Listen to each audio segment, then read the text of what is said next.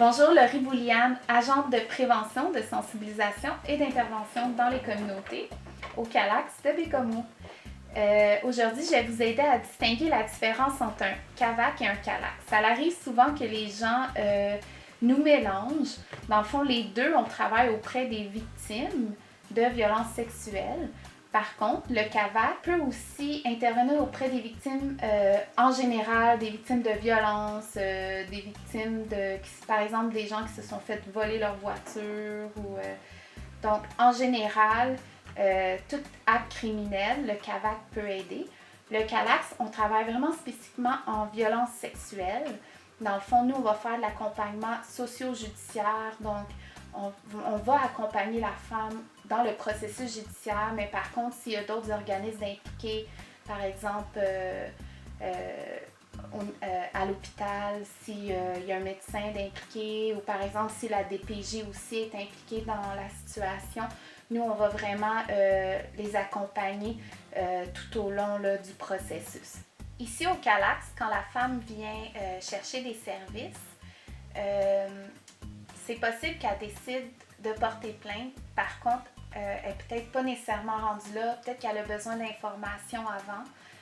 Mais peu importe, si la femme décide de porter plainte ou non, le CALAX, on va l'accompagner puis on va vraiment la mettre au centre du processus. Donc, c'est elle qui va décider si elle veut aller en justice ou non. Bonjour, mon nom est Alexandra Paradis, je suis intervenante au CALAX Lumière Boréale. Je vais vous parler aujourd'hui de l'accompagnement en justice qu'on offre au centre. Donc, quand une femme arrive là, au centre, nous, c'est sûr que on la force pas à porter plainte. On est ici vraiment principalement pour travailler les conséquences des agressions à caractère sexuel. On est là pour elle, on n'est pas là nécessairement pour l'agression. Cependant, si elle décide de porter plainte, on l'accompagne durant tout le processus et aussi avec elle, on aide là, on lui donne les renseignements nécessaires pour ce qui est des phases là, du processus judiciaire. On lui donne l'information. C'est peut-être qu'elle veut porter plainte, peut-être qu'elle veut pas. Fait qu'on va être là pour elle. À l'éclairer, là, vérifier les deux côtés de la médaille, là, les pour et les contre, et le choix revient à elle. Donc, dans le cas qu'elle décide de porter plainte, on l'accueille tout le long du processus, donc aussitôt qu'elle décide de porter plainte, et dans toutes les phases du processus judiciaire. Donc, aussitôt qu'elle a besoin d'aide, en fait, d'accompagnement, on va être là pour elle. Et aussi, on force pas une femme à porter plainte non plus, on l'accompagne si elle décide de porter plainte en justice. Il y a possibilité aussi de faire venir l'enquêteur sur place, là, vu qu'ici, c'est un milieu sécuritaire. Donc, la femme va pouvoir venir ici, être accompagnée de nous. L'enquêteur va pouvoir venir prendre sa plainte, la déposition directement sur les lieux du CALAX. Il y a aussi la possibilité d'aller au poste de police directement. Bien sûr, on va l'accompagner tout au long, même qu'on paie l'essence. Il n'y a même pas de problème, là, on l'accompagne, là, on peut même conduire la voiture.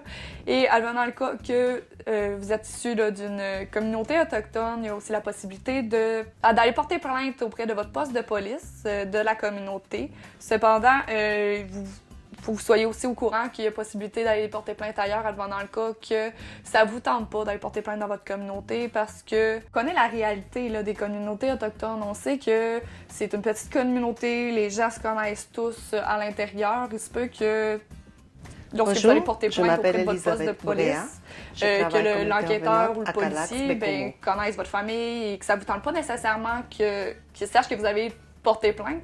Donc, il y a aussi la possibilité d'aller dans un poste de police à l'extérieur de votre communauté, là, qui peut être un poste de police là, dans la Manicouagan ou de la Haute-Côte-Nord. Et nous, on vous accompagne, là, peu importe où vous décidez d'aller, là, où ce que vous soyez à Tadoussac, en Place-à-Blonde, nous, on va vous accompagner là, durant votre processus judiciaire. Bonjour, je m'appelle Elisabeth Bréa. Je travaille comme intervenante à CALAX Bécomo depuis 6 mois. On va parler aujourd'hui sur la trousse médico-légale.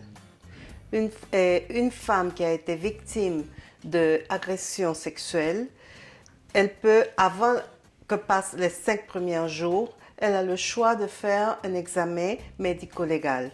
Ça va lui permettre, après, si elle veut porter plainte, ça va être une base, ça va servir comme preuve quand elle va à la justice pour pouvoir et poursuivre l'agresseur.